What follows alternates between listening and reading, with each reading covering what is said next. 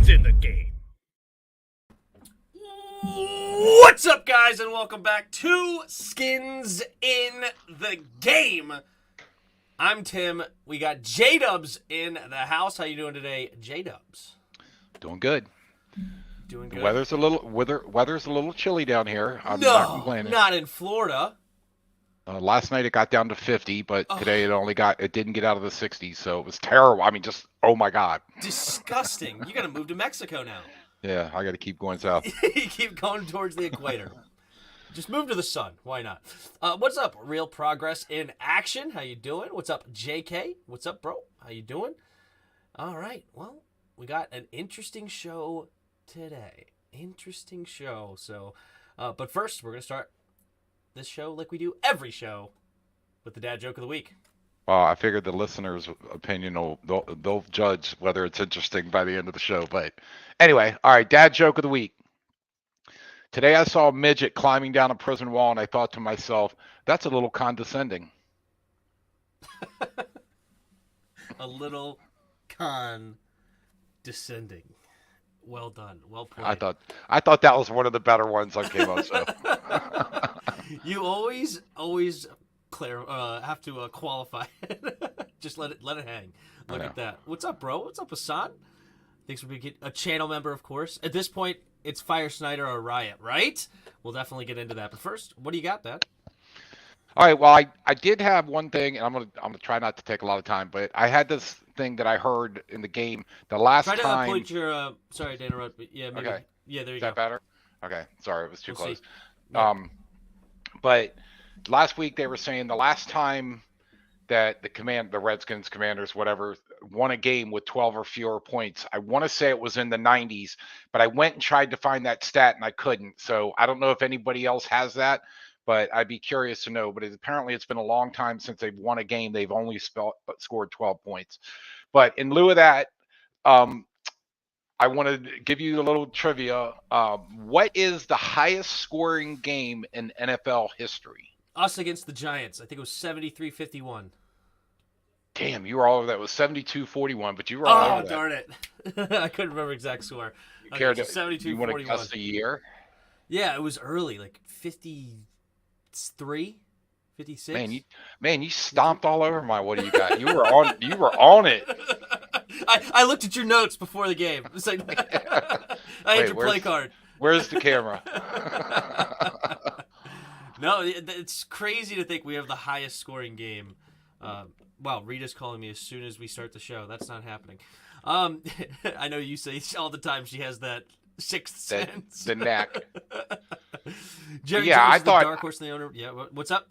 No, I was just going to say I was surprised to hear that how long it's been since they've won a game with only 12 points, which I guess is an indictment on your defense. But anyway, it's actually, that score will never be beat.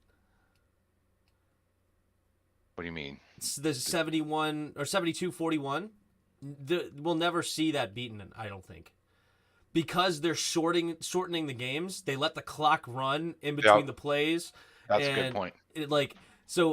I don't think we'll ever see the highest we've seen since then. I think it was that 54-51 game, which is pretty close because 72-41 would be 113. That would have been 105, but there was a lot of turnovers in that game and two high-powered offenses to give him short field. So I don't think we'll ever see that again.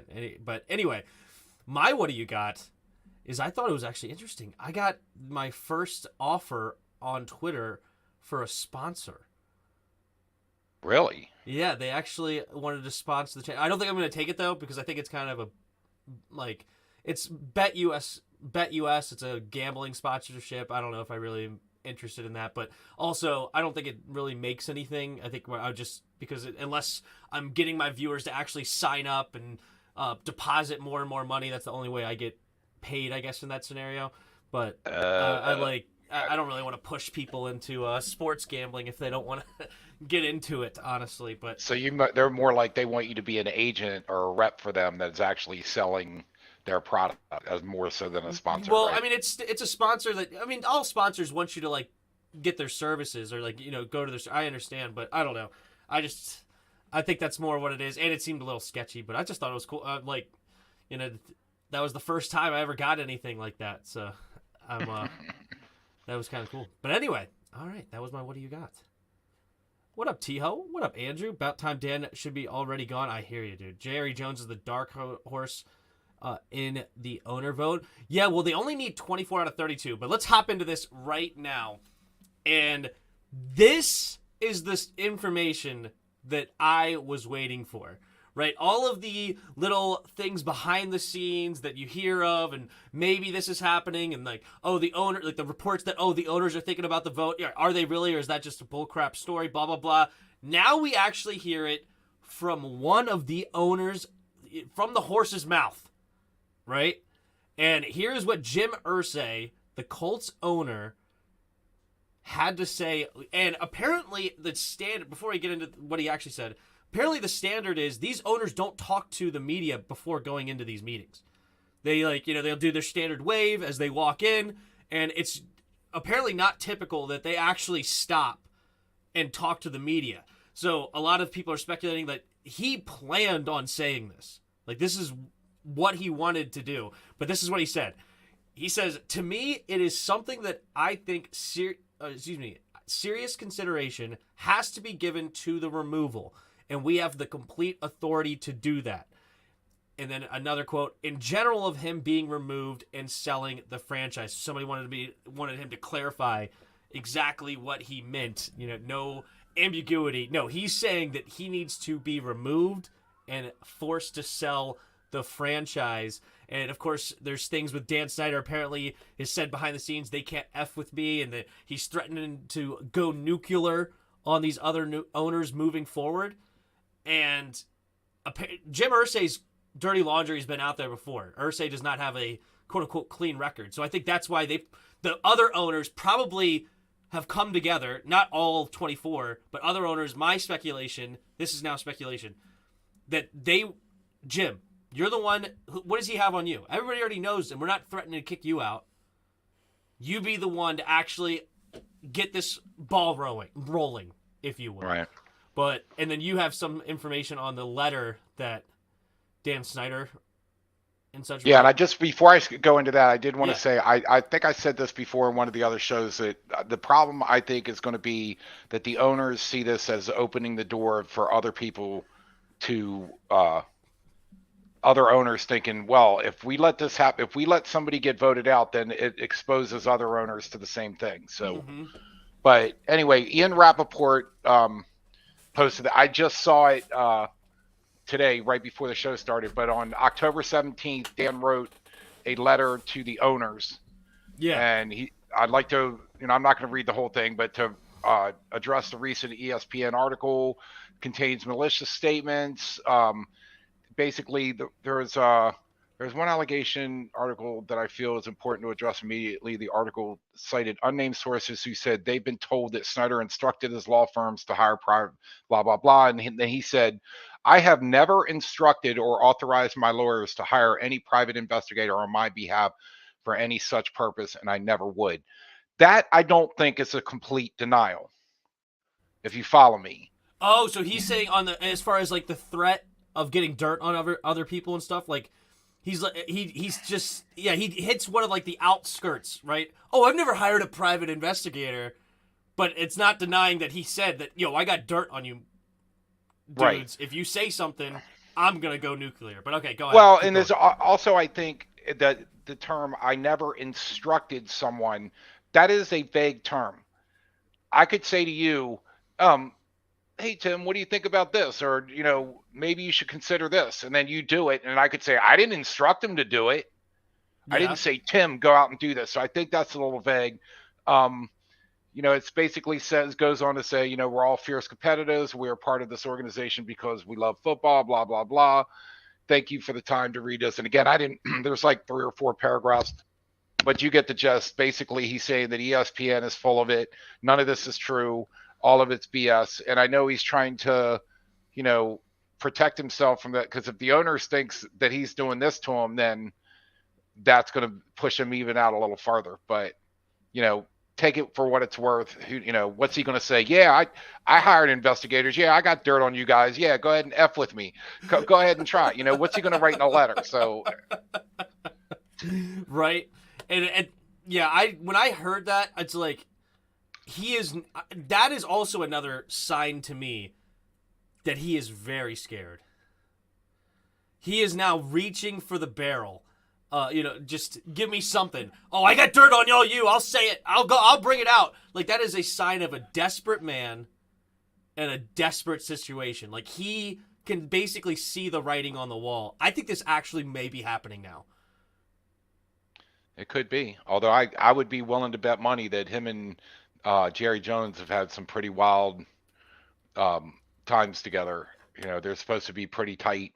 And I know that, Irsay included, I think there's a lot of owners that do have a lot of things to hide from this. And singling out this guy for what I do not think is an isolated incident in the NFL at all, or a set of incidences, whatever you want to call it, that I agree. I think he's scared. But one last thing I wanted to say, I always think about it as when a coach comes out and says, or an owner comes out and says, I have the utmost confidence in my coach, and I'm not, he's not going anywhere. And the next day, then the next day gets fired. I think the fact that Irsay didn't say, Dan Snyder's fine, he's not going anywhere, that would have made me think the next day they're going to come back and say the owners have voted to kick him out. So the fact that he's saying that they're actually considering it makes it less likely that he actually gets kicked out to you. It would follow suit, or that's what they do. Like I said, think about a quarterback. The coach says, I have the absolute confidence in this quarterback. I'm not going to bench him. And then the next game he's benched. So I think the negative stuff is actually a positive for Dan in kind of a reverse psychology kind of way. Okay. So I can agree with it in one scenario. I can agree that it's a positive for Dan if Jim Irsay threw this Hail Mary out by himself. Right? Let's say like Jim Irsay did or did not talk to other owners. Let's say or either he didn't, or if he did, they're not giving him the feedback he wants, as in like, hey, let's get this dude out of the league, right? And if he decided, all right, I'm going to throw this Hail Mary out there to the media to get this ball rolling because I can't get it behind the scenes, then I think that's a good sign for Dan. But if it's my original speculation that there's a group of owners that wants him out and Jim has decided to be the spokesperson, I think that's horrible news for Dan. So there's two different ways to take it. Yep. Two different ways to take it. But yeah, I can only hope this dude is finally gone from Washington ownership. But I've said it before too, be careful what you wish for, because it doesn't mean the next owner is going to be better. I promise you he will. Maybe maybe instead of going 3-13, we go 4-12. Okay? But he will be better. I'm not talking about that at all. Maybe they're not in Washington anymore and he moves into another state. That would be unfortunate. That's what I'm saying. I don't care about the record. Yeah, that it's hard to be worse than what's happened under Dan. I'm talking about somebody that comes in and says, you know what? I just got a great stadium package offer from this state over here, and they are really looking for a football market, and they or it's there's room in that football market to make a lot of money. That's a possibility. So that's the only thing that I would worry about. They're already talking about moving the stadium down into Prince William County. What about 45 minutes to, is it an hour away from where it is now? Mm-hmm. So that's the thing I'd worry about more so than, I agree with you. From the football perspective, it'd be hard to be worse. Mm-hmm. But I'm more worried about that kind of stuff. Right. Do you have a preference of who you would want the new owner to be? I know you. We've talked about Jeff Bezos, and that he knows how to treat his customers. I know that's who you want. I'm not sure how I feel about him, but the name's already changed. The only reason I wouldn't have wanted him is because he would probably have changed the name, right? That's the only reason I think that I would have said no on Jeff Bezos. But talking about, we now have the richest owner in the NFL. Like, money is no object to Jeff Bezos. He does not care, right? Right. Very innovative. and as you mentioned, loves to please his customers. Not afraid to go big. All of a sudden, we could have free beer in the stadium. I don't know. Who did free shipping before Amazon? In 2 days. Now in same day. Nobody did that. That's true. Or when they started like getting everybody with those $99 charges for the year after you accidentally hit the free shipping and then you paid $99. You call in, they gave you your money back without any gawking. Without any complaint. Like, you could just consistently, oh, I'm so sorry, you hit the wrong button, no problem, here's your money. Right? Like, not that we would actually have free beer in the stadium, because that would be insane. Everybody would be trashed 3 minutes into the game. No, but I get your point. Maybe we're not paying $20 for a 16-ounce beer or 20-ounce beer. Right. And like, it could get awesome. And I can only imagine what the new stadium would look like. The new stadium would float above DC. Like, I don't know. Like, who knows what he would come up with. A big Independence Day ship floating around. He's like, DC, you don't want us? Well, we'll come in once a week. We'll come in only on Sundays. And he flies in over the White House. Here's our football game. Just kidding. But so Andrew doesn't like the idea of Jeff. I get the impression. Jeff, though, LO, come on. Look,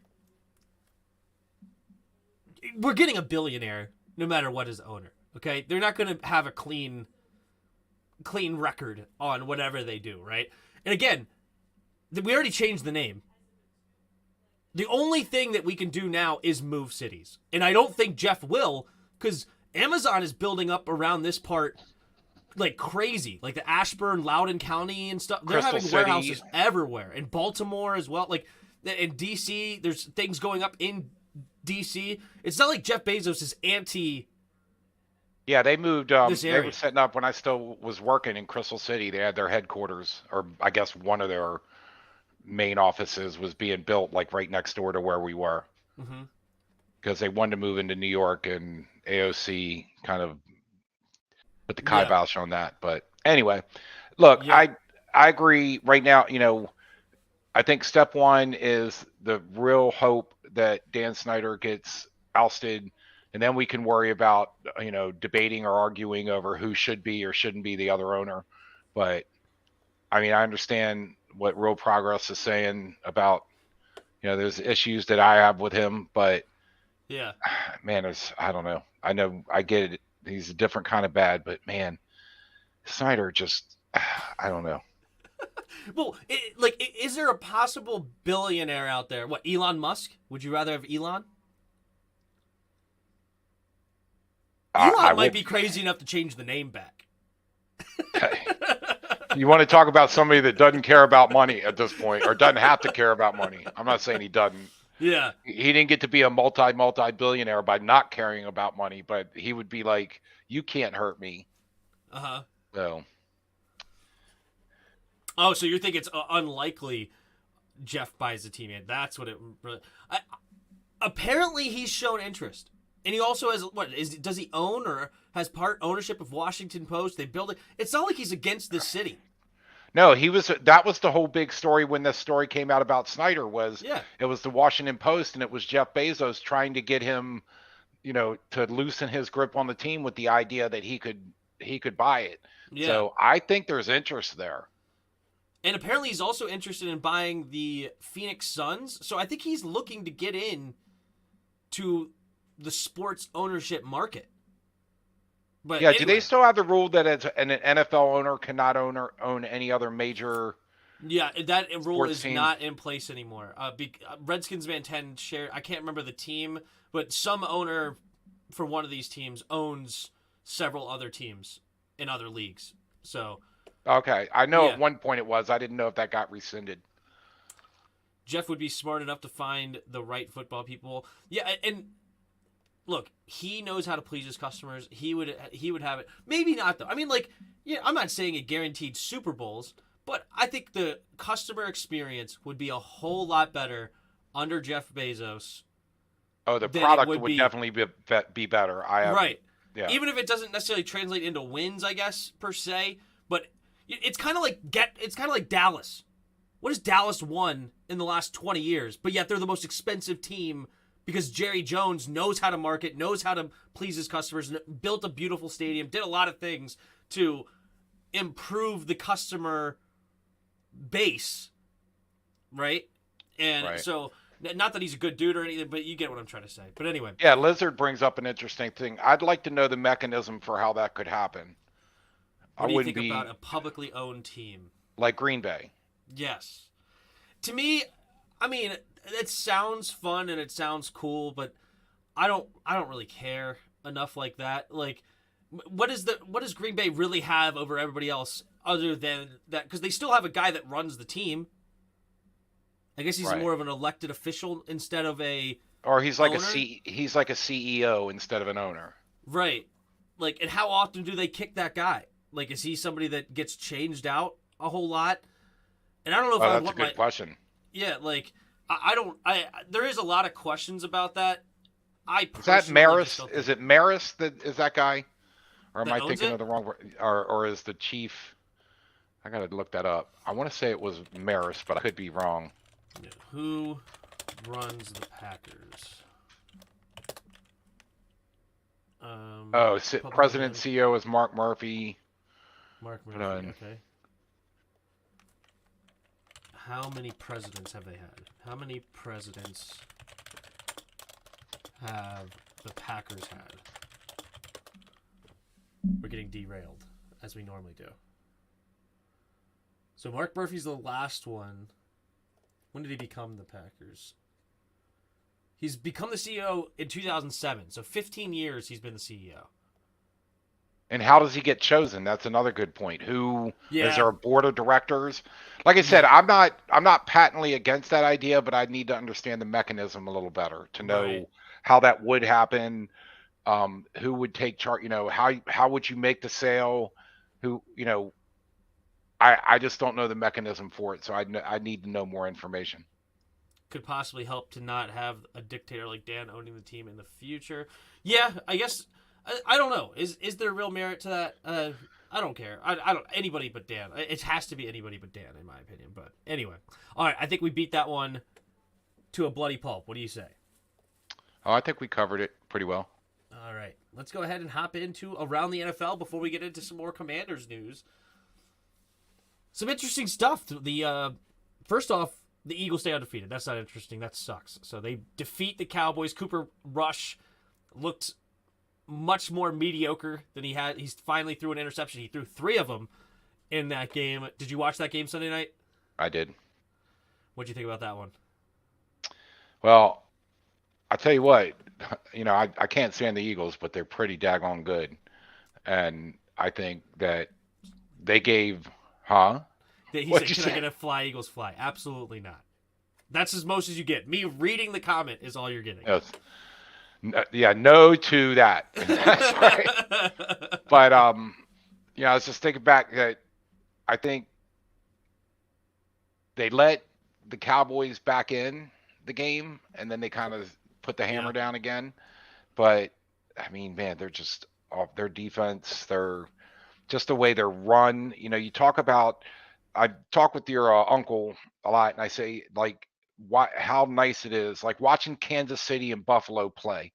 How nice it is to watch 2 really, really good teams duke it out, and you'd look like the whole thing. And I mean, I'm not saying they don't make mistakes or anything like that, but I just think, man, it's so fun to just watch a well-run team.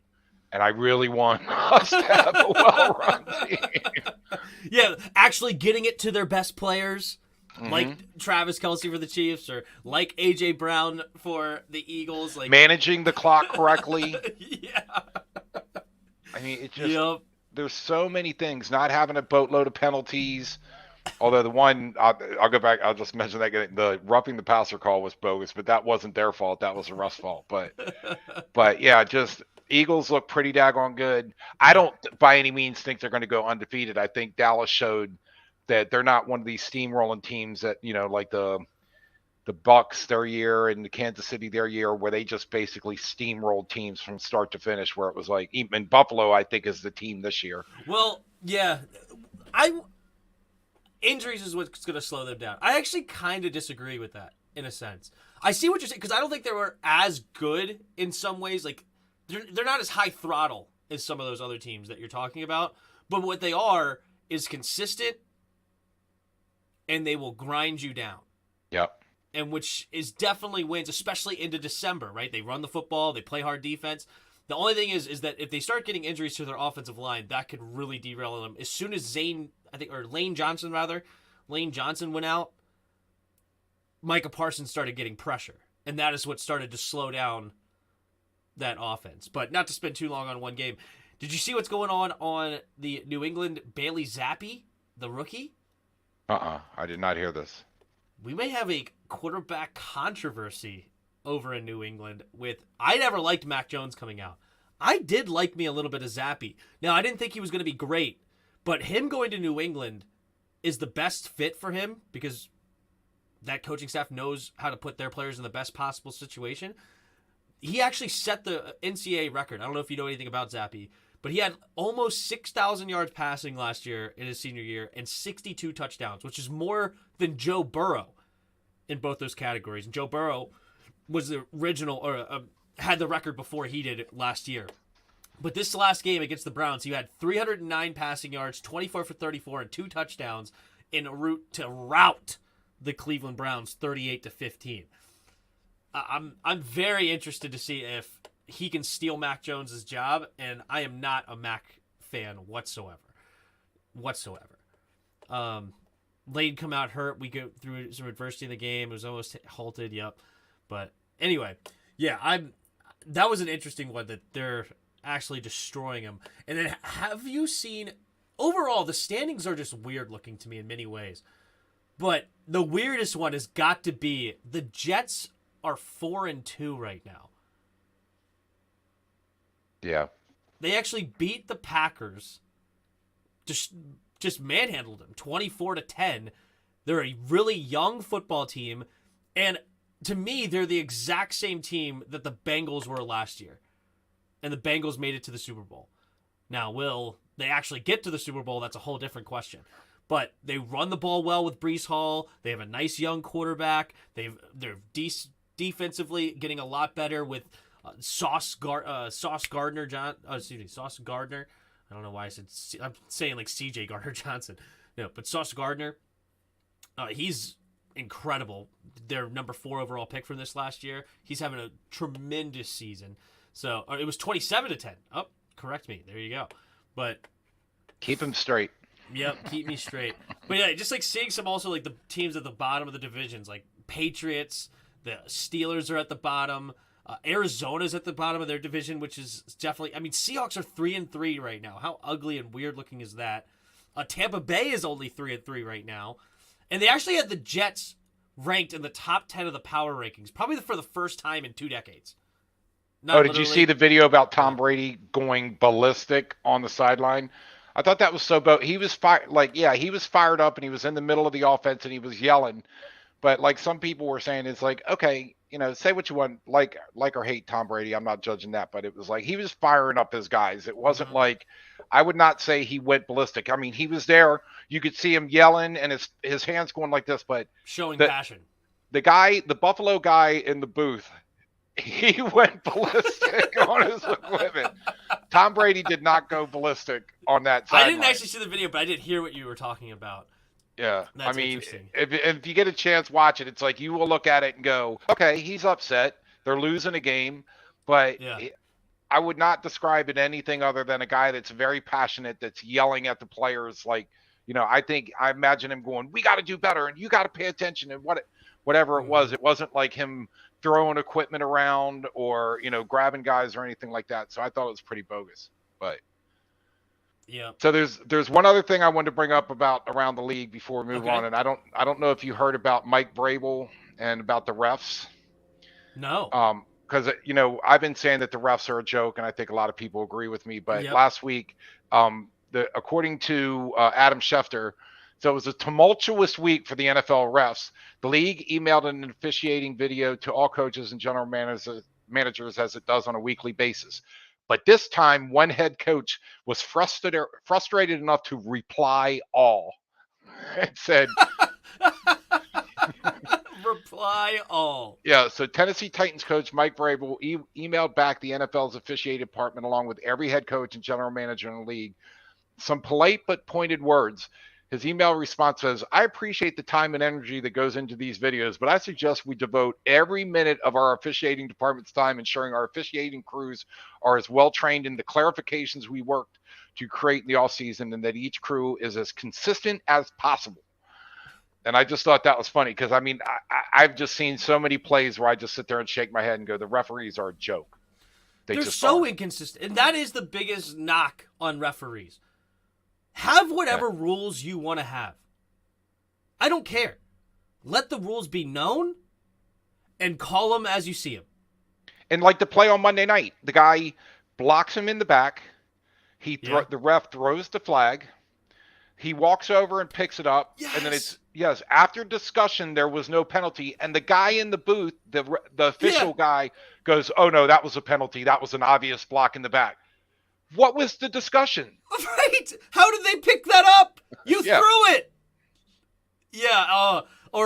There's another one of the Jets game where it was clearly he hit him way after he went out of bounds. It should have been a late hit on it. And the ref literally goes into his pocket, pulls it out, and then puts it back in. It's like he had a chip in his ear. Absolutely not. Yes. What are you thinking? Put that back. Like it's a message from Vegas. Do not call that.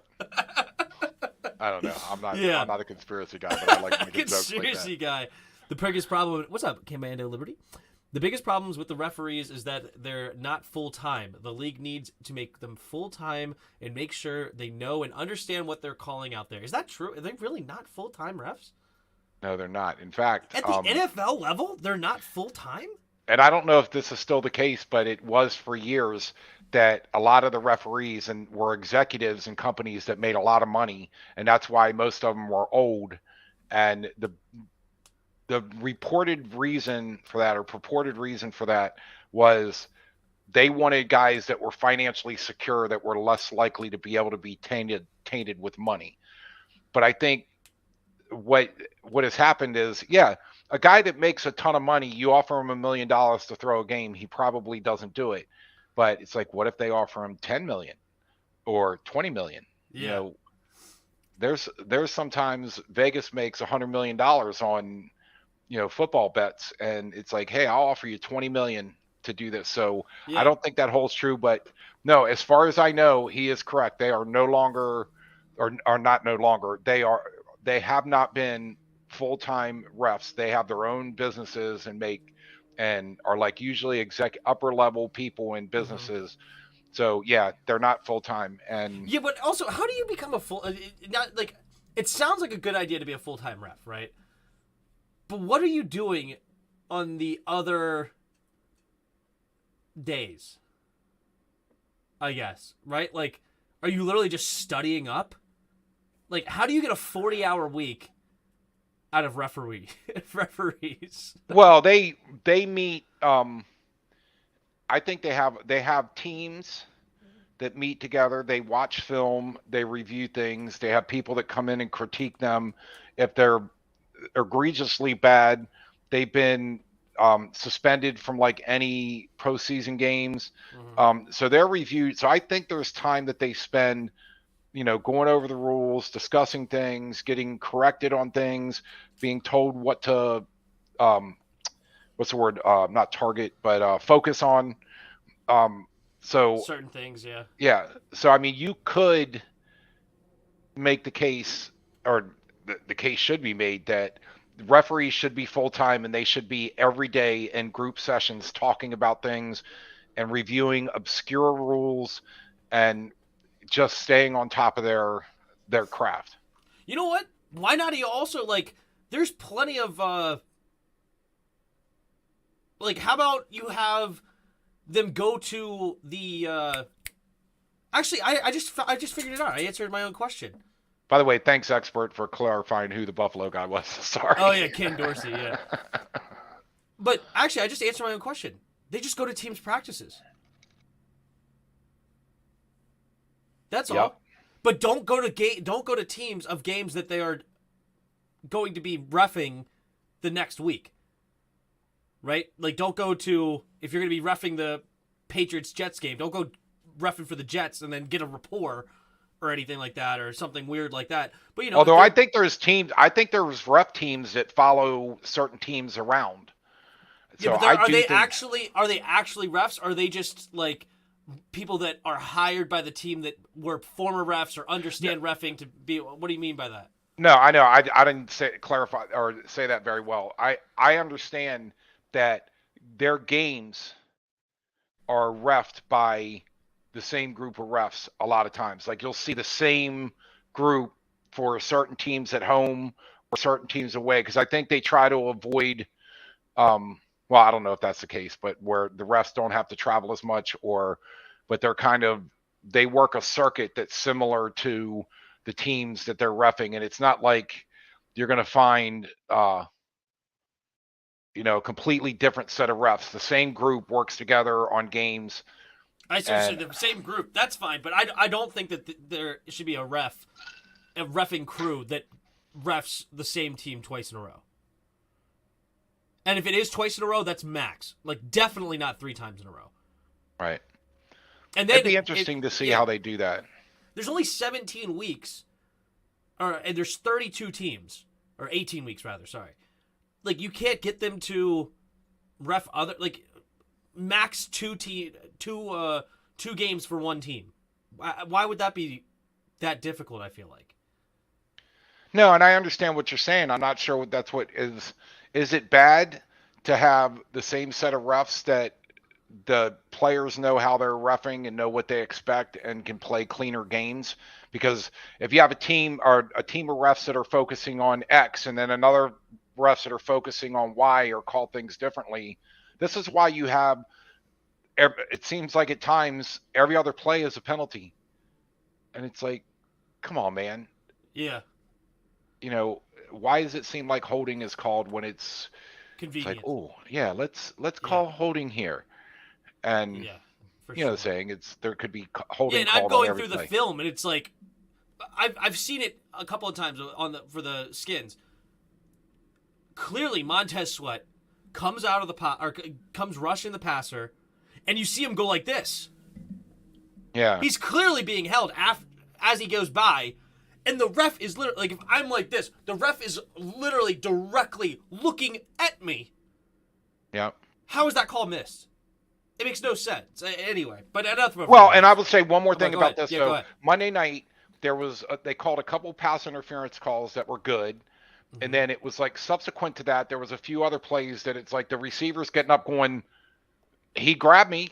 And it's like they decided, oh, no, we called two more or too many or 2 in a row or 2 in short order, and we don't want to call too many pass interference, so now we're not calling it anymore. And it's like the defenders know that. So anyway, enough about the refs. They're maddening. Yeah, they are for sure. All right, let's hop into some Commanders topics again. Here we go.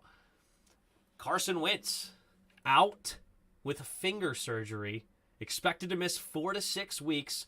And Ron Rivera has announced Taylor Heinicke will get the start. Do you like the idea of Taylor starting, or did you want to go see the young buck get a chance here? Not with this offense. No, I don't think with the offensive line the way it is, you want the young buck out there yet. I think Taylor knows he's dealt with this. He knows how to deal with it. I like the idea of let him. I mean, if we were, 5-2, then maybe you could make an argument for this guy. I think this guy is better, but we're 2-5, right? 2-5. 2-4. 2-4. Thank you. I knew that wasn't right as soon as I said it. But why run Sam Howell into the wood chipper? Yeah, there's definitely that argument. I was not surprised by this at all. Taylor Heinicke is the right choice to me if you're trying to win. Right? And at 2-4, of course, your season's not over. A lot of things could happen, a lot of football left. And it makes complete sense if Ron Rivera wants to win now, you play Taylor Heinicke. He has much higher chance of winning the game than Sam Howell. Why? Because he's been in the league for 6-7 years. He has games under his belt. He's shown that he can beat teams like Tampa Bay Buccaneers with Tom Brady, like Russell Wilson and the Seahawks, like the Las Vegas Raiders with Derek Carr and company. Like, he can compete with some really good teams in the NFL. So it makes complete sense. And Ron Rivera should want to win every single game, right? He's not trying to tank. I just feel as though I'm ready to tank because I want this coaching staff gone. Not because I want the higher pick. It's because I want the coaching staff gone. So I am anti-Ron Rivera and the coaching staff now. So I'm like, all right, whatever gets them out so that we can move forward with ourselves. But do you believe what Snyder said, that he's going to give, that Rivera's got 5 years, period? Doesn't matter when Dan Snyder gets voted out. No, just kidding. But in that, no, I don't believe it at all. Just like you said, like, hey, 5 years period. Okay, well, we just went 3-13 in his third year. You sure about that? You sure? Yeah, I don't. Oh, did I say 5? I meant 3. Yeah. Yeah. Rips the contract. 5 minus 2. What do you expect out of Taylor Heinicke? You expecting big things? I think he's a gamer. I think he's going to be fun to watch. I don't know if there's a way to make your arms stronger by working out or whatever, or if that's just an inherent thing that you can't improve on. Well, real quick, actually, on that, he talked about. I'm glad I listened to this interview because you thought it was just going to be the standard stuff. Well, he actually talked about how he believes that he wasn't getting enough out of his throwing because of his hips. He would only try to rely on his arms instead of getting his hips into it like a golf swing. So he said over the offseason, something he's been working on is to get his hips more involved and his legs more involved. So maybe we can see some deeper passes. But anyway, just on that note. No. That's good. That's good to know because that's if he's, and it's like my golf game. I know I don't use my hips enough. And I watch guys that use their hips and they hit the ball 60 yards farther than me because they rotate their body. And I've tried to improve on that, but it's like it's hard to recondition your body, and I'm sure it's the same way with the quarterback who's been thrown a certain way his whole career. And now suddenly somebody comes in and says, look, you got to plant this foot and transfer weight and turn your hips and all of that. Maybe it's something you can learn. And so I think that's really the only downside I see of Heinicke is he just doesn't have obviously he's not real tall either, but he doesn't have a strong arm. And if he could make it so he could throw the ball more consistently and farther, then I think good things are possible, but it remains to be seen. But I will say this again, he will make it fun to watch because he is a gamer. Fair enough. I just thought I'm going to add a poll. Do you think Dan is actually forced to sell? So we'll get. And what's the time? Oh, I guess you can't say what's the time frame. Or let's just say. Well, you know what? Within a year, within a calendar year, I'll say that. So it's actually is it actually on the move? There you go. Yeah. All right. So you could vote in on that poll as well. Tim, you excited to see us again? Eagles again? Screw you, bro. I think Ron gets 4 years since Santiago. I don't know. He could if we turn this season around. If we end up 8-9 by the end of the year, I think he keeps his job. I do. Yeah. I think in order to lose his job, he has to win no more than 5 games. Even at 6-11, I think he still may keep his job. 6-11 is like a little iffy, but I think if it's 5 or under, I think he's on the hot seat big time. So the over/under is 6 wins. So you're saying under, he's out, over, he stays. He's in, and then anything could happen at 6. What's up, Commando Liberty with the super chat? Down on it says we're wasting time with Taylor. Start Sam. Yeah, I agree. I agree with that. All right, I want to start Sam because I want to see what we got in the young kid, and I want to see if we can see improvement over time. Like, if we get, how many games do we have left? 11? Yeah. 11 more games? If we get 11 good games out of him, awesome. But, sorry, we're not going to get 11 good games. But if we get 11 games, and then we start to see progress, because of course he's going to make his rookie mistakes and everything. That's what I meant to say. And if we could start seeing, all right, we got some promise here. All right, let's not draft our quarterback next year. But if he starts and then has, by 11 games, shows no improvement, all right, we're going to go get our quarterback in the first round next year. with the higher Yeah, but pick. doesn't it concern you at all to put him in with this offensive line? I mean, look, say what you want about Carson Wentz, but there's been games where and I know he's held on to the ball too long. All of that is all valid, but there has been times where he is running for he does his drop back and he turns around and there's two guys in his face, like he has zero chance and he's getting pummeled. He had the most, and he's still the most sacks in the league, or has somebody surpassed him this last week? I couldn't confirm or deny. I don't remember off the top of my head. But If he's not number one, he's one number behind 3. at number two. Number yeah. 2. Yeah, something like that. Yeah, exactly. So that would be my only thing is, man, I know that's what happened to Ramsey. Is they drafted Ramsey and they brought him in there and the offensive line sucked and he got so shell shocked, he was ruined. It was like he never amounted to. Now I don't know if he would have amounted to anything anyway, but the consensus was, okay, went out there and got racked and never was able to develop as a quarterback. So that's my only thing about not starting Hal right now. Let the offensive line get a little better. And I don't know if that can happen this year, but let the offensive line get more consistent and better protection, and then I'm all for it. All right, cool. All right, I think we beat that one in. All right. Oh, we beat them all in. We cover every possible aspect. I don't say that as a negative light. I don't mean that as a negative. I want to beat it to a bloody pulp. All right. That is the goal. All right. Well, we're very good at that, though. Yeah. If at the end of the topic, all of you are like, finally, we did our job. All right. I want your one thought on the Bears game. I accidentally wrote thought instead of thoughts on here, and Dad called me out. He only gets one thought. I got 17 of them, so you only get one thought. That's I get 10 seconds to talk, and then it's all to him. All right, so we won 12-7. We didn't get the blowout that we wanted, the statement kind of game. We talked about it before last week of, what does it really mean to win this game in a dramatic fashion, which we did. They almost scored and took the lead back with like 15 seconds left. What do you think about this game? Well, I was hoping for a blowout, but I realized something that I didn't know is that Chicago might be a little better than I can say I thought, because they were talking about the week before where they were down 23 to something, and they came back and took the lead. That they were 2-3 coming into this game, had a chance to get to 500. So they weren't the pushover I thought they were. They got a quarterback with speed, and his name is escaping me right now. Justin Fields. Yep. Thank you. But they got a quarterback that's slippery, that moves well, that's fast, that can run for first downs, and you have to pay attention to him. And maybe the Redskins might consider that at some point.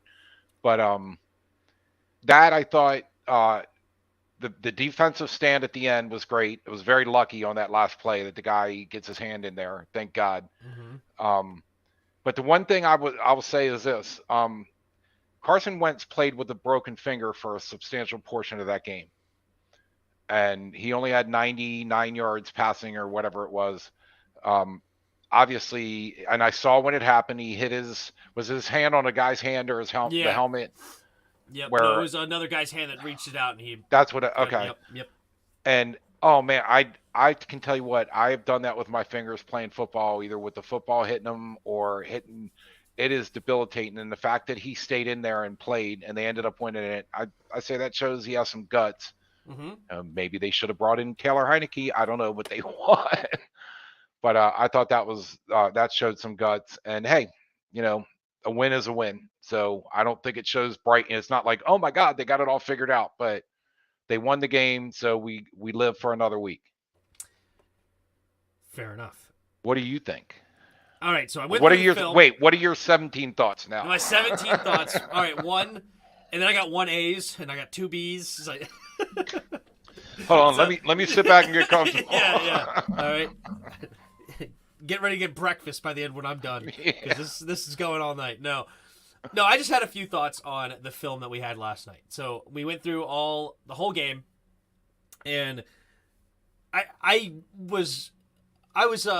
thought it was funny because I've started listening to the commentary as I do my commentary. Like I put it on pretty low in my headphones so that I can hear what they're saying, and it gives me a little bit more information of like because sometimes they're not showing the flag on the screen, but they'll be like, oh, it looks like that, right?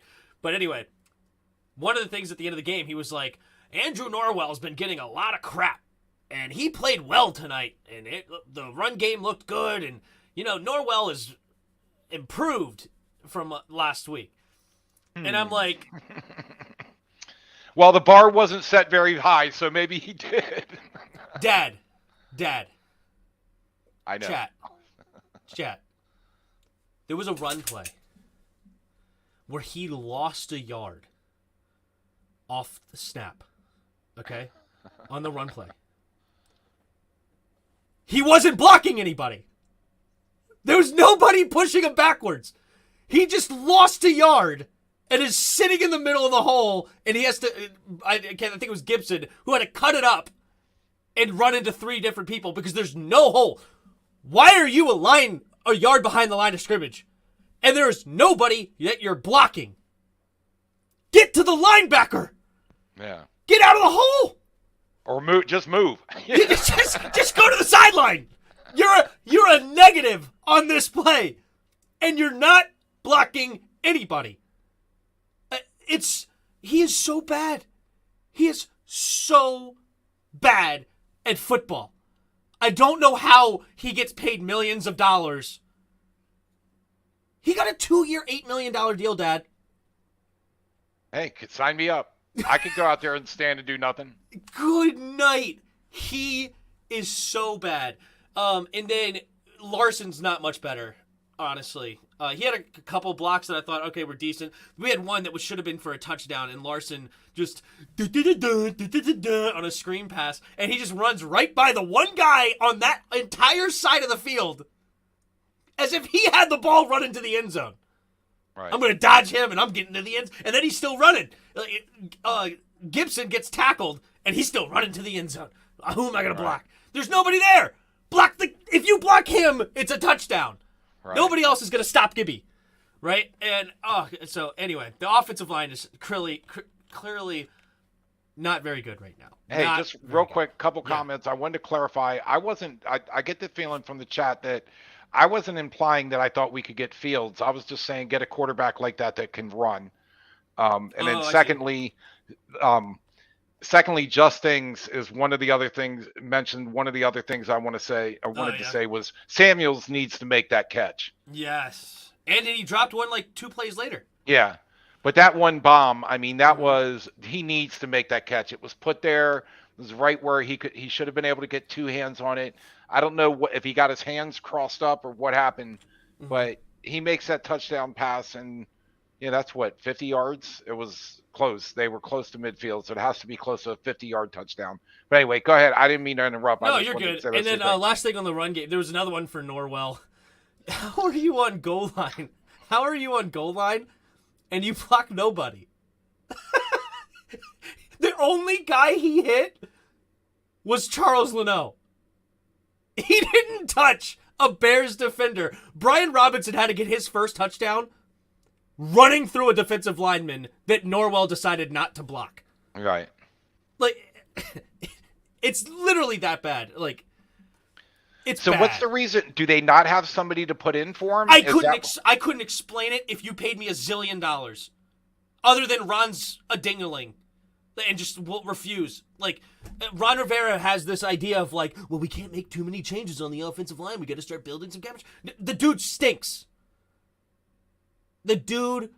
stinks. And actually, one of the interviewers in his press conference today was talking about maybe kicking Sam Cosmi inside. I hope we do, because Sadiq Charles has his moments. He's not great, but he's not bad. It's whatever. I would like to go back probably to Nick Martin instead of Tyler Larson, if we're being honest, but whatever. He's not great either. Andrew Norwell literally has 0 good qualities. I think I had 1, maybe 2 blocks that I thought, okay, you did decent. Okay, not great. But anyway, Ron has blind loyalty. Exactly. It's horrible. So, by the way, Bryce, I actually was screaming at the TV that they should have punted that ball. I thought that was horrible. It was a 50-some yarder. Yeah. I was screaming it, and when he missed it, it's I think that they got the ball on their own 46 or something. They were right by midfield, and it's if you don't have a kicker with a bomber leg in that situation, you need to punt that ball and put him at the 20-yard line or inside of it. So they have to go 80 yards, not freaking 50. I was so beside myself when they kicked that field goal and of course missed it. And I know Rivera's thinking we get that field goal, we're 8 points up. It's going to overtime at worst case. Yeah. But man, punt that freaking ball. See, to defend Sly in one way, but then to not in the other, is he does have a strong leg. He has a strong enough leg to get it there. If you look at it, he got it there. It's just he's not an accurate enough kicker. So to your point, your point still stands. We shouldn't have kicked that field goal attempt. We have our MVP as our punter. Right. So bring him in and pin them back at the 5 and say good luck to Justin Fields. Right. Right? Like, yeah, so bring in your best player instead of a questionable player. So, yeah, I can definitely agree. And I think because the longest Joey Sly has kicked is only like 40, like low 40s or something like that. And like by the way, 60 plus field goals in the NFL are becoming commonplace. Yeah. I think I saw 2 this last weekend. And one other quick aside is, do you see who's kicking? Dustin Hopkins is kicking on Monday night, has a hurt leg, and went 4 for 4 or 3 for 4? 4 for 4. And every time he kicked it, he went down on his knee because I'm sure hamstrings hurt bad.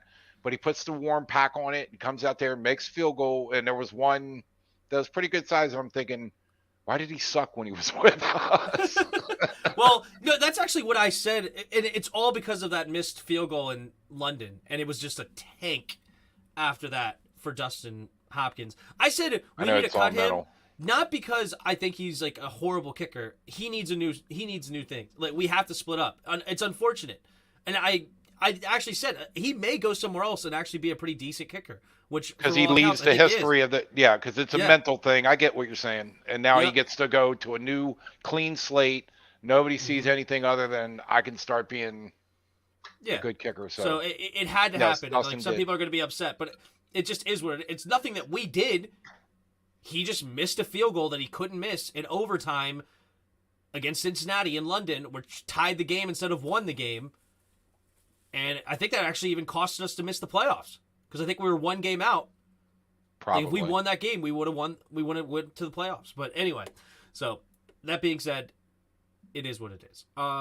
Last thing I wanted to bring up as far as film review, Jack Del Rio needs to remove the cover 4 from his playbook with 4 deep defenders. Why he runs this in the middle of the first quarter is beyond me. Cover 4 should be exclusive when you're just trying to prevent them from going deep. Right. We are leaving a 20-yard gap in the middle of our defense with all of the DBs going deep and then the linebackers get sucked up on play action. It is gaping. And it's almost always we give up a big play when we run cover 4. Like every single time I see it, it's horrible. Like I don't like zone in general for us, but cover 3 and cover 2, we play a whole lot better than we do for cover 4. Cover 4 just needs to be absolutely removed, and we need to see more man-to-man. It's awesome that our man-to-man is way better than on film, at least, than our zone. But even if we play cover 3 and cover 2, it's better than when we play cover 4. We actually guard players and prevent them from doing like getting wide open. So anyway, that's something I noticed we had to get rid of. And Kendall Fuller's not great either. He's overpaid big time. He's the one that's getting torched, it seems like, way too off. And he's playing way too far off. The whole 9, you get it. All right. Those are my thoughts on the Bears game. I think it was at least 17. I think I may have slid an 18th in there. I'm taking the over. I'm taking the over. I noticed it at the game. When Wentz has time, he gets his wind up. The crowd stands up because the big throw is coming, and everyone is holding their breath. I guess you're going to have a second combo, and then he doesn't throw it. No. Who do you think? What do you think about Taylor starting? We didn't mention this already, but yeah, we're both. It makes sense, not over because they want to win the game. Because Fuller will give up a TV on if playing man. That's fine, but we just got to get rid of cover 4. If you continue to run zone, it just can't be cover 4. If I see more cover 4, then I just know Jack Del Rio is a ding dong. All right, on to the Packers game. All right, we got a little Packers. So the Packers right now currently sit at 3-3. They've lost their last 2 to the 2 New York teams.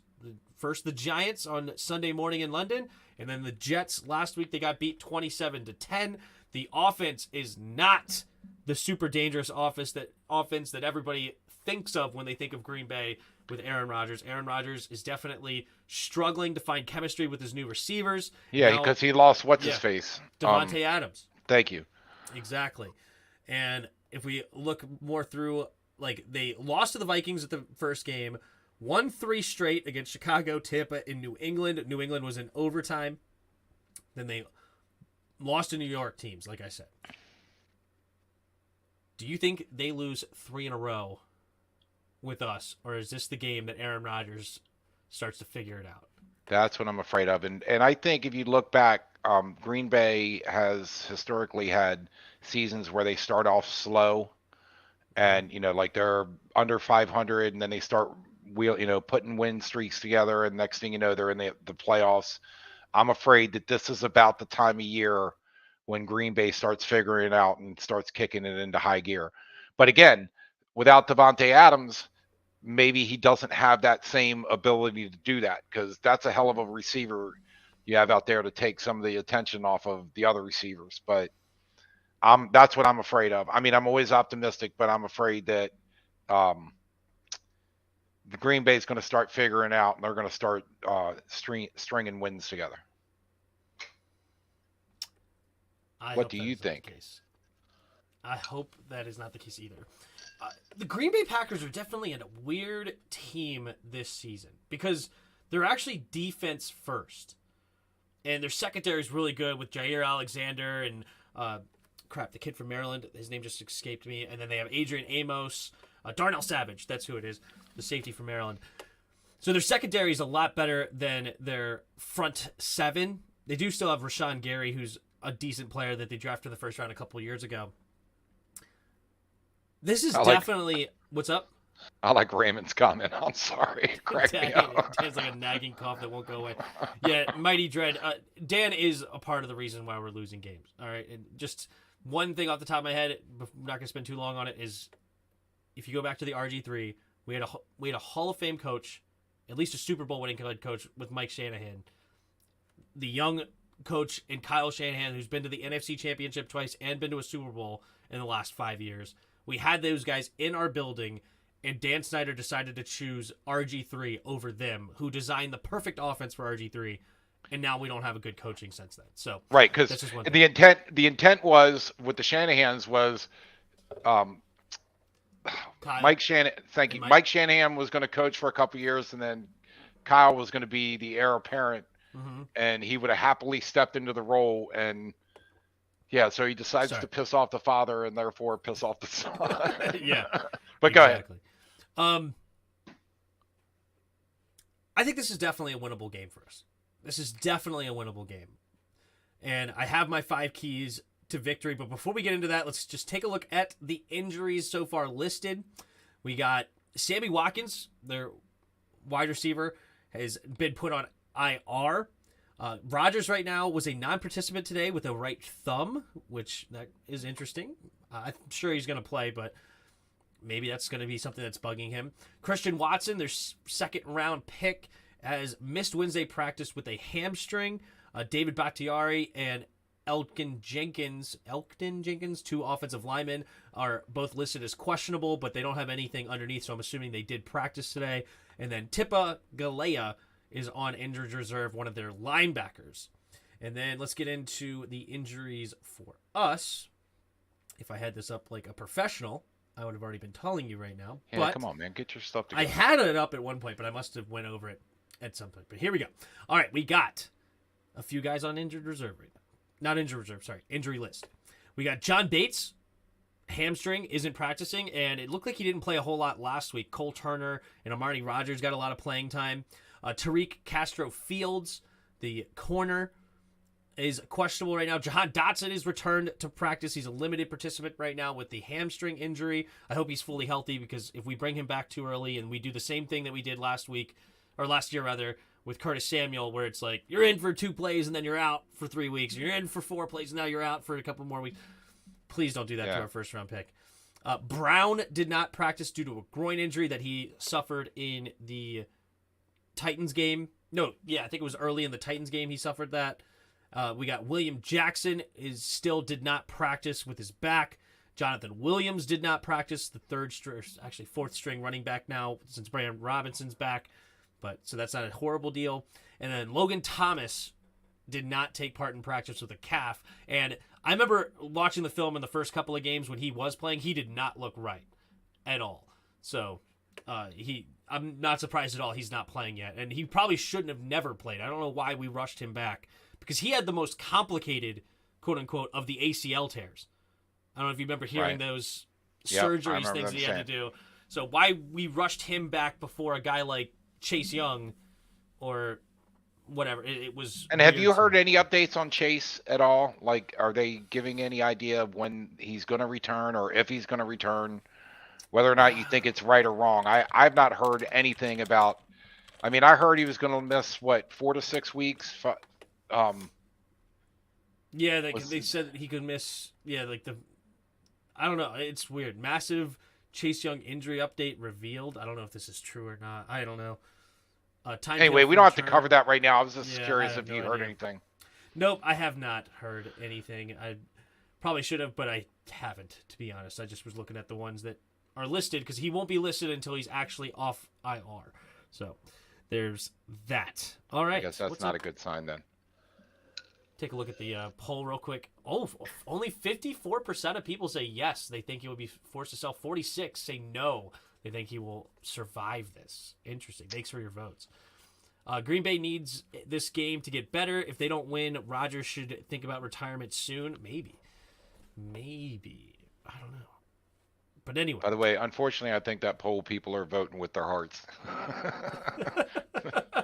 I mean, I get it, but yeah, he's going to be gone. I am the most optimistic I've been since it started. But let's get into these 5 keys to victory for the Commanders. 5 keys to victory. Think? Number 1, what does Ruby think? Ruby, what do we got? Huh? I thought she wanted to say something because she came in, but she is bothered. Go ahead. She's been sitting right here just looking at me like, you going to do something? As if we don't feed her to give her enough stuff anyway. Yeah. Anyway, okay, your 5 keys. We got to run the ball, all right? The Giants and the Jets both found success with running the football against this team. We talked about the secondary is their strong suit, and Breece Hall looked tremendous last week with that Jets offensive line. We got to continue to run the football. We got to run the RSO, baby. We got to run the RSO, as we like to say. So, which I'm glad I apparently coined that. I couldn't remember if I was the first one to say that or not. But the second key to victory is actually your addition, and I liked it, is move Heineke around. Get him using those legs. That's when he's the most successful. And with our guards stinking it up, if they press the pocket, he's not going to be able to see the offensive line over the offensive line extremely well. Get him on the move his spot, and make it harder on the defensive lineman. We refuse to do that, so I don't have high hopes that we actually are, but as that's something that I think is a key to victory for us. Number 3, don't give Rodgers easy targets. Let's get up into these receivers' grills. They don't have anybody that's extremely scary. I think their number 1 receiver right now is Romeo Doubs, who's a rookie from Nevada. He's an okay receiver. He's fine, but they don't have a ton of talent at the wide receiver's position. Don't just make it easy on him where he can just quick slant you to death. And you play him if you play so far off, he will pick you apart as he's done to us in the past. So get in their grills and don't give him easy targets. Game plan for Terry, please. Number 4, please game plan for Terry. Ron Rivera mentioned it in his press conference today. Ron Rivera mentioned getting it to him earlier in the game. Make him a vocal point earlier in the football game. We did it a little bit last week with handing him some jet sweeps, getting that one end around where we threw it to him as like a screen. Like, find ways to get him the football And I like that. And I like the glimpse of it. I just want some more of it. That make sure we get him open more often. Even though he was open in some cases. And there was one that he was running over the middle of the field wide open. And Carson throws it to the dude that's covered by a linebacker. And I'm like, this is the play design. You ran 3 verts to run Terry underneath. And he's wide open. Hit him and watch him go. Like, there's literally nobody within 10 yards of him. He's easily going to get, 8 yards at worst case if he doesn't break a single tackle. Anyway, get him. Roger, you're always so negative. And then get him to the football. Yeah. I mean, I'm not saying you're wrong. I'm just saying you're not. Running the ball on 4th down and 2 or 3rd down and 2. It's a passing league. I don't know what else to tell you, man. I would like to run it more, especially, but I don't at the same time because I don't like our O-line, so it's tough. Anyway, this is odd to say considering they're going against Aaron Rodgers, but we got to force them to be one-dimensional. Don't allow Aaron Jones and A.J. Dillon, an actual pretty good, solid running back duo, to start taking pressure off of Aaron Rodgers. This is something that we should succeed at. Knock on wood. We actually have a pretty good run defense so far, at least watching the film-wise. Maybe we give up a big play here or there, which sucks. But as far as like a consistent basis, a lot of times we're stuffing them for 1 yard, 2 yard, no yard, 1 yard, no yard. So I like stopping the run and then force them to be one-dimensional and then go back to number 3. When we don't give them easy targets, we start putting a little bit of pressure on Aaron Rodgers. Who knows? We can actually have a pretty good game. But and can I add one other thing that and this is not necessarily, I mean, it's something I just want to see is spread the freaking offense more often. Yeah. They like to, I mean, it's obvious on 1st down when everybody's tucked in tight and the defense has at least 8 guys in the box, if not 9, and everybody and their brother knows they're running off tackle. It's like, fine. If you want to run it off tackle, put some receivers out. Spread the offense out. That's what I was thinking on 4th down, on the game the week before where they blew it. Is everybody stacked in tight? Spread the defense out and make them think. Mm-hmm. Like, are they going to run here? Are they not going to run? Maybe do a play action. Make it look like a run, but not run. There's so many things but I just think spreading the offense out is something they need to do. It just to make it look. I see so many other teams with 3 wide outs on one side, or like they'll stack one side or overload one side, or they'll switch things around and just confuse. It confuses the defense. We don't seem to do that enough, I should say. But anyway, that's it. What's your favorite food at the stadium? Going there with a buddy on Sunday. Bring your own tailgate. I'm telling you right now, we do. Bring a grill, bring some bratwurst or hot dogs or hamburgers or chicken or whatever you like. Bring a grill, sit in the parking lot, and just cook your own food. You'll save about $100 and it'll be better. Just my thought. I agree with that. I like it. I knew you would have good thoughts on that. Because, Dad used to have season tickets before he moved down to Florida, so he's been to many of games. Like, it's typical stadium food that you think of. It's not like it's high-class food, unless, I guess, there's that one restaurant that I've never been to. Isn't there, like, a restaurant thing? Or like I've never been in it either. Yeah. But in a burger, like $20 or more, I think... It might be 15, 16... I mean, I remember years ago I took you when you were young, and you were like, "Can I get a hamburger and French fries?" I give you a $20 bill, and you come back with $1.50, and I'm like, "What happened?" He goes, "You go." That was like what, 15 years ago? Yeah, exactly. So I can only imagine what it is now. Yeah, well, a beer is $18. No, I think it's 20 now with the big. They have the big 20-ounce beers, and I think it's 20. 18, but you pay 20 with the tip. Oh, maybe that's what it is. I think that's but 18, it's horrible. I'd agree. Stadium food for the most part sucks. Niners good is $14 for food, or Niners food, worse than McDonald's. Yeah, that sounds good. Get there early and hang out and eat a bratwurst. Yep, exactly. Bring your some cornhole boards. That's what we used to do. donkey balls or whatever you call it. What's that? Ladder ball. Yeah. Probably people don't even know what that. I'm glad I said ladder ball. But anyway, it's a fun game if you don't have it, or washers or something. Washers actually probably not the greatest, because if that thing gets rolling down that big parking lot, maybe you don't want that actually. So the ladder ball won't go as far, but those washers, if you get them right, those things will send. So been there too. Yeah, exactly. All right, you ready to do these weekly picks? All right, let me pull up my screen. Hold on. Dad had a good week last week. He told me before the show he had 10 right out of the 14. That's not too shabby. And the Chargers cost me the week win, but yeah, I tied for 10 with it was a 3-way tie. I lost the tiebreaker, but anyway. All right, so we have Arizona at home giving the Saints 2. Arizona at home giving the Saints 2?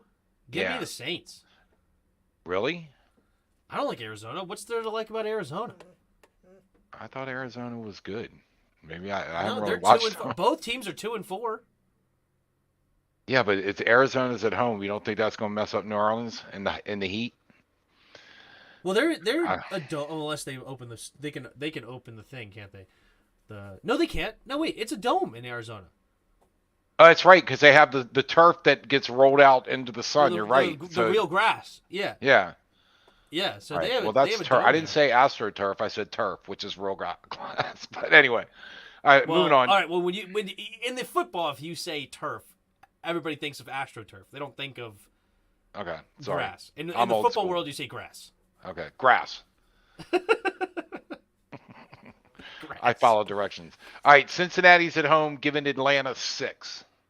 Cincinnati's at home, giving Atlanta 6. Ooh. You know, the Falcons are actually a pretty darn well-coached football team. 6 points? I think I would take Atlanta with the 6. I think Cincinnati wins, don't get me wrong, but I think that game's closer than 6. Give me Atlanta. All right, well, I'm taking Cincinnati. So, all right, Dallas is at home, giving Detroit 7. Detroit 7. Dak Prescott's coming back from the injury. And I'm sorry to say, but I think that's going to be a detriment to the Cowboys. I think they played better with Rush. I'm sure that's so hard for you to say. Just being I don't like that spread at all. Can I get the 7? No, I'll take the Lions, I guess, because I took Detroit on that one too. Yeah, I'll take them. I don't know. That one could go either way. I don't like that. That's a good Vegas spread. I think that's probably one that's 50-50. Right on the money. Yeah. All right, Tennessee's at home, giving Indianapolis 2.5. Tennessee's at home, getting Indy 2.5. I like Tennessee coming off their bye week. Yeah, they've had time to rest. I concur. All right, Green Bay's giving Washington 5.5. That's at Washington. You know, I don't bet against them, so I'll take Washington. Not doing it. Tampa Bay is at Carolina, giving 11. Tampa Bay's at Carolina, giving 11? Carolina does suck. Give me Tampa. I know, and that's what I'm thinking, but man, I don't think Tampa's right now. I just think they're mentally or whatever. They're just in disarray, not disheveled. That's stress. I'm not saying their uniforms were messed up. Anyway, so Jacksonville is at home, giving New York 3. New York who? Oh, sorry, Giants. Gents? The Gents, yeah. Give me the Gents. They're getting points? Yeah. Do we not know something? They're basically saying it's a wash. It's you're supposed to get 3 points for being at home, so they're giving New York. Says Jags. Really? I know. I think Jacksonville. I think Doug Peterson is doing something with them. Well, they've lost a lot of games though. I mean, they're 2-4. Giants are 5-1. I mean, I can see this being a trap game though. I could definitely see this being a trap game. Yeah. So if you pick Jacksonville, I'm not gonna despise you for it, but I love what Brian Dable is doing. Right. In New York, I think I would take the Giants. I really would, but man. You know what? I'm gonna switch it to the Giants. I'm gonna give you that one. Getting points too? I have to take the Giants. You know what? Good for the Jags that they beat. It's one thing if it was Giants -3 and you were getting 3 points with the Jags, but I'm getting the Giants, who I think are the favorites anyway, and I'm getting points. Yeah. Right. Give me the Giants. Okay. All right. Baltimore's at home giving Cleveland 6.5. Baltimore's at home giving Cleveland 6.5. Yeah, Baltimore's just. I mean, Cleveland's just not very good. Give me Baltimore. Yeah. As much as that pains me. Mm-hmm. All right. Denver is at home giving the Jets 1.5. Sorry, who's giving the Jets 1.5? Denver is at home giving the Jets 1.5. Yeah, give me Denver. Yeah, I got Denver too. I think Russell Wilson's getting healthy and he's starting to figure it out. Well, that defense is nasty too. That young offense is gonna struggle, I think. Bryce and Roger disagree with us, so well, we'll know next week. And Lazard. Yeah, well, next week you guys can say you told us so. Because we never do that to you, just so you know. All right, so Vegas is at home giving Houston 7. Vegas is giving Houston 7? Yeah. Man, they shouldn't be giving anybody 7, but give me Vegas. I know. I didn't like. They're coming off their bye week though as well. Yeah, but 7's a big number for them. I don't think they're that great of scorers, but I mean they got Derek Carr, and I mean he can do some things, but all right. Apparently Blizzard likes the Raiders too, so we're so far in agreement there. So yep. So Chargers is at home giving Seattle 6.5. Chargers giving Seattle 6.5. Chargers giving Seattle 6.5. Seattle. You think? Yeah, Chargers aren't very healthy right now. They're missing a couple of linemen. They still don't have Keenan Allen. They don't have Joey Bosa. Like they're not an extremely healthy team, and the Seahawks are playing really strong. They're playing tough-nosed football. They're actually 3-3 right now, believe it or not. And, yeah, I'll tell you what, the Chargers throw the ball a lot. Yeah. Apparently Douglas likes Seattle too. Yeah, and Roger likes Seattle. Bryce has the Chargers though. Anyway, I'm gonna go Chargers. Seattle's actually doing well. Yeah, Geno is actually coming into his own. Well, there you go. All right, so Kansas City is at San Francisco, giving them 3. Kansas City at San Fran, giving San Fran 3. Give me the Chiefs. They're not going to lose 2 in a row. I was going to say that spread stinks to me. It's not high enough, I don't think. No, San Francisco's a pretty well coached team, and they're a good defense. Like they can make it tougher on Kansas City, but I think Kansas City has a pretty decent defense too, and I don't think that the offense is going to look as good with. Yeah, I mean, I'm not saying the spread should be 10 or anything. I just don't think 3 is enough. I think they should be able to cover by more than 3. I agree. I think KC is going to win that game. All right, Miami is at home, giving Pittsburgh 7. Miami at home giving Pittsburgh 7. Pittsburgh? Why am I taking Miami with 7? I know, and they're the ones that just beat Tampa Bay. Pittsburgh kind of manhandled Tampa Bay, so yeah, why is Miami giving 7? That stinks too. Oh, Lizard likes the Dolphins. I don't know, man. I don't think they're that good, and I think Pittsburgh's starting to find their way too. Wait, oh shoot. I still think 7's too high, but Tua is back. Tua is supposed to be playing.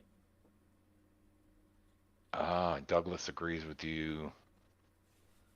Yeah, Tua is coming back, but I still would take Pittsburgh with. Yeah, that's one of those games I'm going to look at a little further and look into more stuff. But right now I'm leaving it at Pittsburgh. But I can see the argument for both.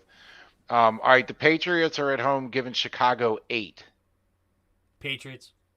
No, I think Chicago. I don't think Chicago's as bad as people think. Yeah, but the Patriots are pretty dang good. And Really? They're actually. Switch to the Patriots. I don't do that often, but I'm telling you, right? Justin Fields is already struggling. He's going to have a horrible day. Like, go back to, what's his name? What's that quarterback's name? Justin Herbert. Justin Herbert was having an incredible rookie season. He went up against the Patriots. They got skunked, like 30-0. Like, Justin Fields is going to have a horrible time for. Do we know who the quarterback is for the Patriots? I think Justin was asking. Okay. don't You know, guys talked me but I into don't it, care. so. Yeah. All right, so that's it on that. So All right. So let's do this Weddle thing, and then I got to get on out Oh of yeah, here in let's a do the few Weddle, minutes. baby. So. Let's do some Weddle. All right, pulling that up now. Weddle All right, hold on. games. Let me pull up my. Share screen. Hold on, I'm not ready yet. It's I'm my still machine is sharing my deciding. screen.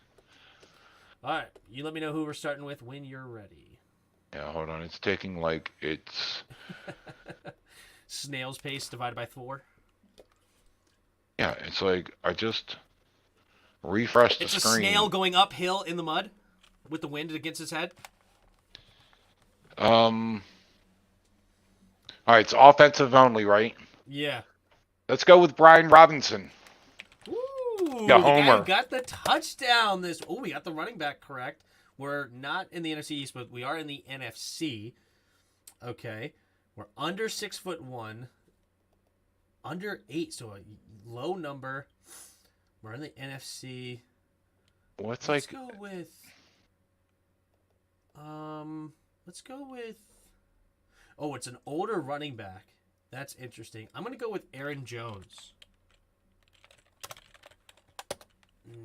Close. Got some good stuff here. So we're in the NFC North. Got a running back. He's gonna be 5'10", so he can't be 6. Because if he was 5'11", this would be yellow. So he's got to be 5'10", and he is 27. Oh, I forgot. Aaron Jones is number 33. That was stupid. Why did I think he was like a low number? I don't know. It's the NFC North. It has to be the NFC North. How What about tall like is Jamal Williams? Ooh, Williams is 6 foot. Okay, and then Williams was that, but we got another Detroit. So it's either Minnesota or that other team in that division, Bears. It's got to be 6 feet. We figured out. Well, wait, no, hold on. It's less than 6'1".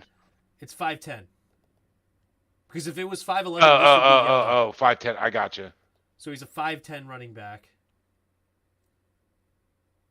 And also Jamal Williams is number 30. I'm an idiot with the numbers right now. Just ugh. It can't be 5'11". No, because if it was 5'11", this would be yellow. It's yellow when you're within 2 inches. Oh, okay, gotcha. So he's got to be 5'10". Minnesota or I'm just trying to think of like who's 27 years old. That's the weird part on these two teams. Because Dalvin Cook is not 5. Dalvin Cook's not 5'10", right? He is 5'10". Why did I think Dalvin Cook was like 6 foot, 6'1"? Why I don't know. would I think that? But yeah, everybody in the chat saying Dalvin Cook. Like my initial thought was Dalvin Cook when I started like thinking about this, but I'm like, he's taller than 5'10", but he's not. So there you go. All right, let's get the hard mode out here. All right, what do we got? All right, let's go. Let's go with a defensive back. Let's go Von Bell. Von Bell. Totally out of left field.